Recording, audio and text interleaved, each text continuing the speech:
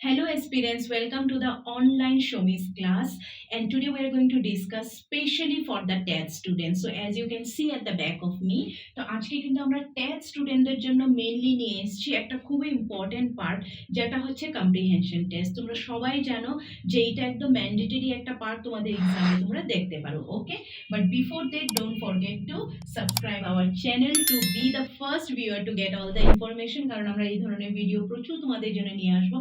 And also we are now available in the Facebook, so don't forget to follow us.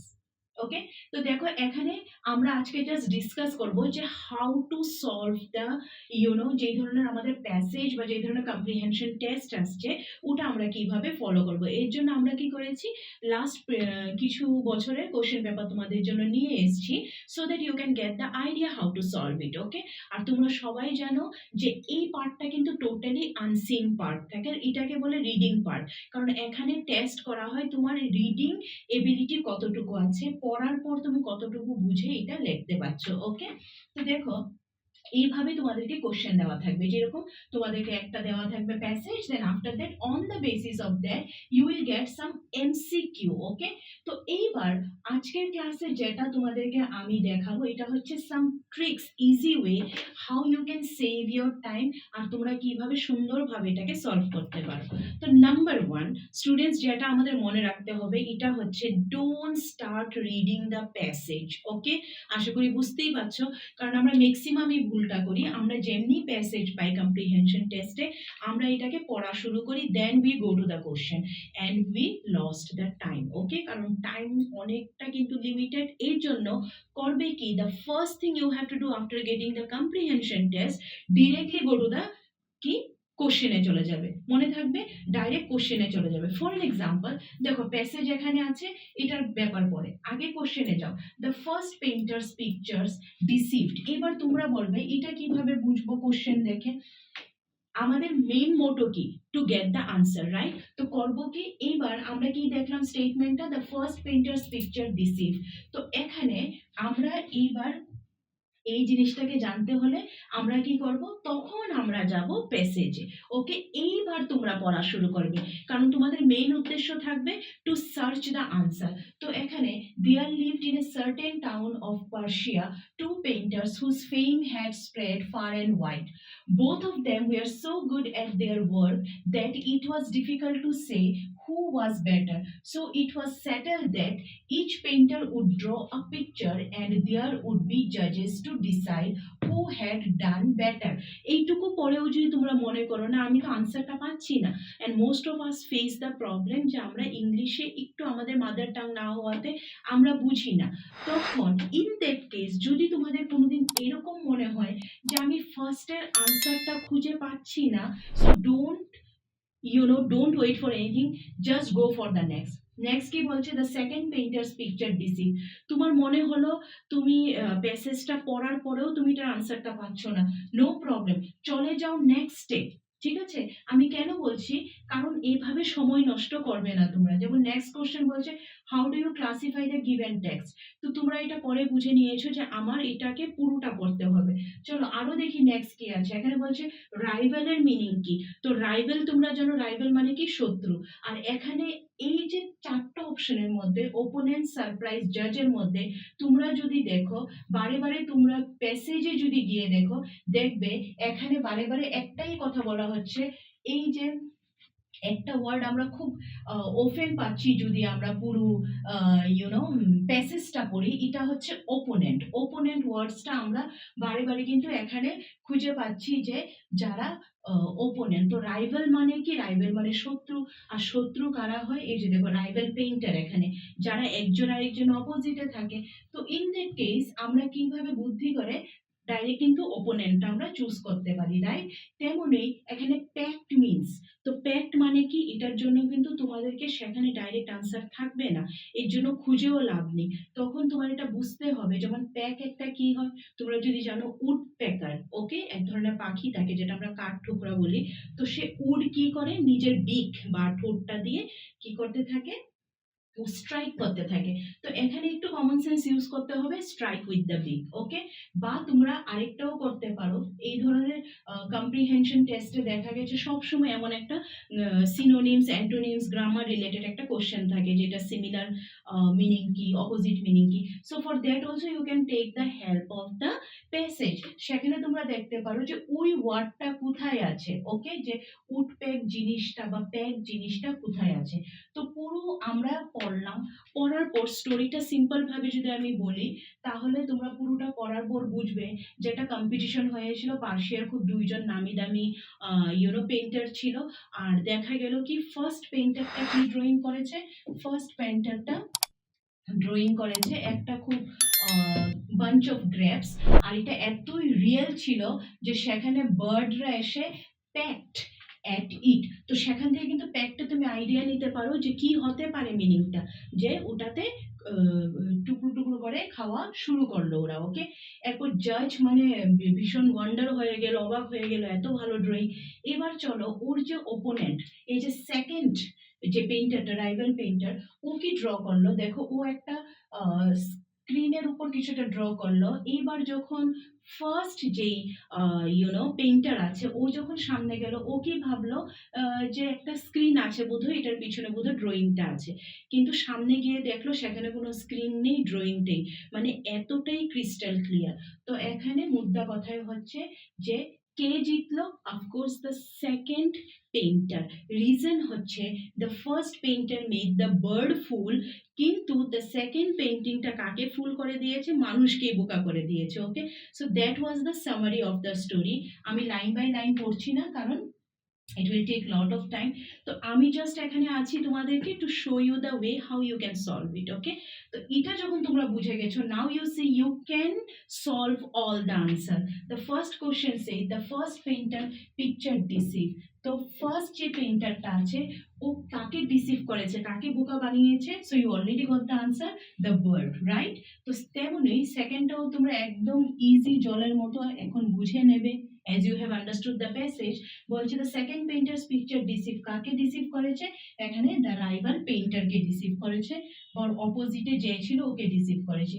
If you see the next one, যেটাকে তোমরা কি বলবে, এটাকে একটা report বলবে, না বায়োগ্রাফি বলবে, না স্টোরি বলবে, না নান অফ দি অ্যাবভ বলবে।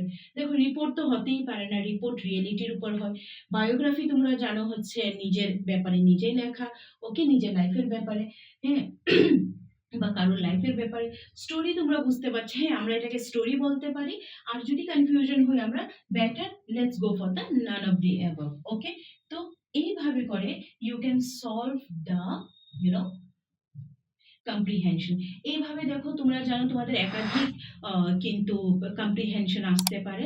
তো এই ধরনের যখন প্যাসেজ তোমাদেরকে দেবে, আমি বারে বারে বলছি, just don't sit and read. বসে বসে কিন্তু পড়বে না, পড়বে কি, first you go to the question, ঠিক আছে। কোশ্চেনে যাবে, যেমন অ্যাকর্ডিং টু দ্য অথর, আমরা আরেকটা দেখছি, of the above passage A language is, A language কি জিনিস হতে পারে। দেখো প্রথম অপশনটা, কিছু কিছু না প্যাসেজও পড়তে লাগে না, তোমরা অপশন দেখেই কিন্তু আনসার বুঝে নেবে। যেমন simple enough to be described in one word, of course language তো হতেই পারে না সিম্পল। এটা আমার মনে হয় তোমরা যদি প্যাসেজ নাও পড়ো, then also you'll know the answer. বলছে কমপ্লেক্স নেচার হতে পারে, কারণ ল্যাঙ্গুয়েজ খুব complex, okay, and therefore cannot be described in one short expression. Of course এটাকে ল্যাঙ্গুয়েজটাকে তো একটা শর্টলি তুমি এক্সপ্লেন করতে পারো না। নাম্বার সি বলছেন impossible phenomenon to be described in words. এইবার দেখো কি হচ্ছে, now you go back, now you go back and go through the passage, then you will understand what is the correct answer। এখানে language কে কিভাবে describe করছে, ঠিক আছে। তো এটা পড়ার পর, কিছু লাইন পড়ার পরে তোমরা বুঝে নেবে যে ল্যাঙ্গুয়েজটা নাম্বার এ তো হবেই না, আইদার বি বা সির মধ্যে কোনো একটা হতে পারে। তো এখানে তোমরা যখন পড়বে বুঝে নেবে যে আনসারটা হচ্ছে কমপ্লেক্স, ঠিক আছে। আর আমি যেটা আগেই বলেছিলাম যে without reading the passage also anybody can tell the answer, okay. So this is the shortcut way how you can attend and how you can score full marks okay, in comprehension test. Next বলছে the expression that bear similar meaning to the lexical, okay, তো lexical যদি কেউ ল্যাঙ্গুয়েজের student থাকো তোমরা সবাই জানবে lexical এটা কিসের সাথে তোমার রিলেটেড, ওয়ার্ডের সাথে রিলেটেড। ইভেন তোমরা যদি ব্যাক টু দ্য প্যাসেজ যাও পড়লে তোমরা এখানে লেক্সিক্যাল ওয়ার্ডটা অবশ্যই পাবে।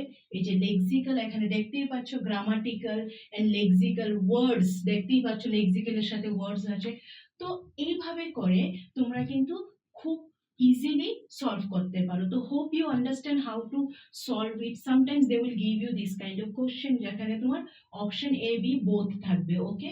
তো আমরা কি করব, আমরা যেটা মাথায় রাখতে হবে এটা হচ্ছে কোশ্চেনে যাব, কোশ্চেন থেকে আনসার খুঁজতে গিয়ে এরপর কিন্তু আমরা চলে যাব তোমার প্যাসেজে। তো প্যাসেজ নাম্বার 3 সেম এইভাবে দেওয়া আছে, একটা প্যাসেজ বসে বসে পড়বে, so you gonna loss your time. তো করতে কি হবে, directly you will go to the কোশ্চেনে গিয়ে কিন্তু তোমরা এভাবে করে আরামসে আনসারটা খুঁজে পেতে পারো ফ্রম দ্য প্যাসেজ ইটসেলফ। আর কিছু কিছু থাকবে যেখানে তোমার দ্য ফ্রেজ যেখানে লেখা আছে রেস্টিং অন, রেস্টিং অনের মানে কি, you may not get the direct answer in the passage, এখানে একটু বুদ্ধি ইউজ করতে হবে। If you know the answer directly then well and fine, যদি না জানো ফ্রেজে যাবে, এটার পাশাপাশি কি আর ওয়ার্ডস আছে, তো try to get the meaning of the sentence. তো সেখান থেকে তোমরা কিছু কিছু জেনে যাবে যে কি হতে পারে এটার মিনিং, ওকে। নাও দেখো, তোমরা বলবে কি শুধু কি প্যাসেজেই থাকে, না, even sometimes poem may also be given, okay, as a comprehension test. তো আমি যেটা মনে করি from my experience I can say that poem is little bit tougher than the passage, কারণ পোয়েমের ভাষাগুলি অন্যরকম থাকে, but we have nothing to do, আমাদের কিন্তু এগুলি জানতেই হবে। তো দেখো সাপোজ একটা পয়েম দিয়ে দিল, এটা অ্যাকচুয়ালি স্যার আর্থার হক ক্লাবের একটা খুবই ইম্পর্টেন্ট পয়েম, এটার নামই হচ্ছে সে নট দ্য স্ট্রাগল নট এভিলিয়েট, এটা পয়েমটার নামই হচ্ছে এটা। তো এই পয়েমটার কিছু লাইন তোমাদেরকে দিয়ে দিয়েছে and on the basis of this কিছু কোশ্চেন দিয়ে দিয়েছে। ফর এন এক্সাম্পল এখানে দেখো বলছে দ্য পয়েট আর্জেস, তো ইন দ্য সেম ওয়ে বসে বসে পয়েম পড়বো না, ঠিক আছে, কি করব, ডাইরেক্ট কোশ্চেনে যাব। তো এখানে পয়েট কি আর্জ করছে, করছে কি to take a pessimistic view on the ground that our labour and pain come to nothing, নাকি to take pessimistic view on the ground that things will remain the same, নাকি to continue struggle in the face of resistance and suffering. তো এখানে যে তোমরা কিন্তু আমি আগেই বলেছি কিছু কিছু এরকম থাকে যে কোশ্চেন পড়তে হয় না, এমনিতেই বোঝা যায় যে আনসারটা কি হতে পারে, ওকে। তো এখানে যদি তোমরা নাও পড়ো তাও বুঝতে পারবে যে ফার্স্ট দুইটা, ঠিক আছে, পেসিমিস্টিক জিনিসটাই কিন্তু ভুল, কারণ অপটিমিস্টিক হওয়া ভালো, পজিটিভ হওয়া, পেসিমিস্টিক হওয়া ভালো না। তো প্রথম দুটো তো এমনি স্ট্রাইক আউট, ওকে। তো এখানে নান অফ দি, আর দেখো সি নাম্বারটা খুব ভালো মেসেজ দিচ্ছে যে আমরা কন্টিনিউ স্ট্রাগল করব, কি করব, in the face of resistance and suffering, যদি যাই থাকে, সাফারিং থাকে, রেজিস্ট্যান্স থাকে, আমরা কিন্তু স্ট্রাগল করে চলবো, রাইট। তো এই জিনিসটা না পড়েও আমি কিভাবে বলে দিলাম, আর to make it sure now you can read the poem, okay. So these are the tricks how you can solve the passage or the poem part and can easily score the marks from there, okay. So এখন থেকে কিন্তু আমরা টেটের আরো এই ধরনের MCQ and last ইয়ারের question আমরা নিয়ে আসবো।